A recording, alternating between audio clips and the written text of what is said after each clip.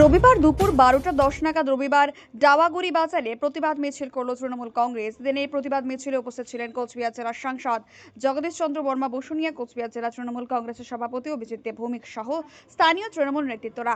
গতকাল দুপুরে তৃণমূল নেতাকে ডোডেহাটে তৃণমূল নেতাকে গুলি করে প্রকাশ্য দিবালোকে খুন করা হয়েছে এবং এরই প্রতিবাদে তারা আজ রাস্তায় নেমেছেন। ডাওয়াগুড়ি বাজার থেকে তাদের মিছিল বের হয়েছে। এই কোচবিহারে খুনের রাজনীতি 2019-এর পরে শুরু হয়েছে এবং যখন 2019-এ বিজেপির সাংসদ নিশীথ প্রামাণিক জেতে তার পরবর্তীকালে গোটা কোচবিহার জেলা জুড়ে সন্ত্রাস তৈরি হয়েছিল। অনেক তৃণমূল কংগ্রেস কর্মীর বাড়িঘর ভেঙে দেওয়া হয়েছিল। আমাদের উদয়ন গুহ তার উপর আক্রমণ হয়েছিল, আমার নিজের উপর আক্রমণ হয়েছে, আমার নিজের বাড়িও ভাঙচুর হয়েছে, অনেক মানুষ খুন হয়েছে। তো বিজেপি 2024-এ হেরে যায়। হেরে যাওয়ার পরে তাদের পুরানা সেই খুনের রাজনীতি আবার নতুন করে সেটাকে নিয়ে আসার চেষ্টা হচ্ছে 2026 নির্বাচনকে সামনে রেখে। এবং এটার একটা আতুরঘর কোচবিহার 2 ব্লক, যেহেতু সেখানকার বিধায়ক তার কয়েকদিন আগে তার ছেলে নিজে দাঁড়িয়ে থেকে আমাদের এক কর্মাধ্যক্ষকে গুলি করেছে। তার এই ঘটনার পিছনে তার যে হাত নেই আমরা বলা যায় না। আমরা চাই দোষীরা শাস্তি পাক, দোষীরা চিহ্নিত হোক, দোষীরা অ্যারেস্ট হোক এবং অবিলম্বে দোষীদের গ্রেপ্তার করে তাদের দৃষ্টান্তমূলক শাস্তি যতক্ষণ না হবে আমরা তৃণমূল কংগ্রেস কোচবিহার জেলা কমিটি এই লড়াই চালিয়ে যাব। পার্টির পক্ষ থেকে একটা প্রতিবাদ মিছিল এখানে হবে, আমাদের এমপিও এসছেন মিছিলে অংশগ্রহণ করবে। পুলিশ যা তদন্ত করা সেটা পুলিশ করছে, আমাদের মতন করে আমাদের আন্দোলন চলবে। এটা তো আমরা বলেছি সর্বোচ্চ সাজার দাবি করেছি, সর্বোচ্চ সাজার ব্যবস্থা পুলিশ করে। এখানে ডাওয়াগুড়িতে একটা কলঙ্কতম জায়গা হয়ে যাচ্ছে।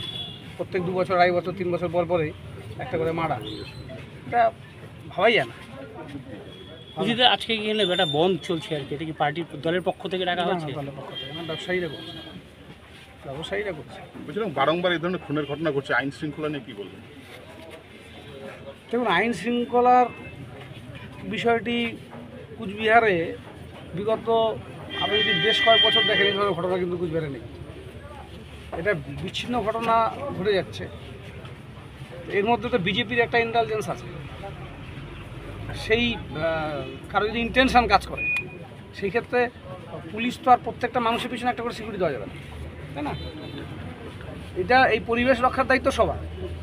সেই সুস্থ পরিবেশ রক্ষা করলে যাদের ক্ষতি হচ্ছে তারা মোটিভটা দেখতে হবে। একটা মার্ডার কেসে মোটিভ দেখতে হয়। যাকে খুন করা হচ্ছে সে বেঁচে থাকলে কাদের ক্ষতি, সে মারা গেলে কার লাভ। সেই ইন্টেনশনে, সেই মোটিভে বেশ কিছু দিক খোলা আছে। পুলিশ সেই অনুযায়ী তদন্ত করবে। অমর বেঁচে থাকলে কাদের ক্ষতি হচ্ছে, অমর মারা গেলে কাদের ভালো হবে মনে করছে তারা। একটা মানুষকে পৃথিবী থেকে সরিয়ে দিয়ে নিজের ভালো চিন্তা করা, এটা তো সুস্থ মানুষের কাজ না। দেখা করলেন, বাবার সাথেও কথা বললেন, কি বললো, কি জানা গেল? বিভিন্ন রকম দিক চিন্তা ভাবনা করছে, সবগুলো দিকই পুলিশের নজরে আছে, কোনোটাই নতুন না। সবগুলো দিকই পুলিশের নজরে আছে এবং আমাদের অজানাও অনেক দিক থাকে, সেগুলো হয়তো পুলিশের নজরে আছে। সব দিক থেকেই তদন্ত আগাচ্ছে। পুলিশ তদন্তের রিপোর্টটা পুলিশ বলতে পারবে আপডেট। আমরা নিশ্চিত যে খুব শিগগিরই দোষীরা গ্রেপ্তার হবে এবং তাদের দৃষ্টান্তমূলক শাস্তির দাবিতে পরবর্তীকালে ডাওয়াগুড়ি অঞ্চল তৃণমূল কংগ্রেসকে সামনে রেখে আমরা পুরো ব্লক এবং জেলার নেতৃত্বরা এই আন্দোলনকে এগিয়ে নিয়ে যাব। এত সহজে এই মৃত্যুটাকে আমরা মেনে নেব।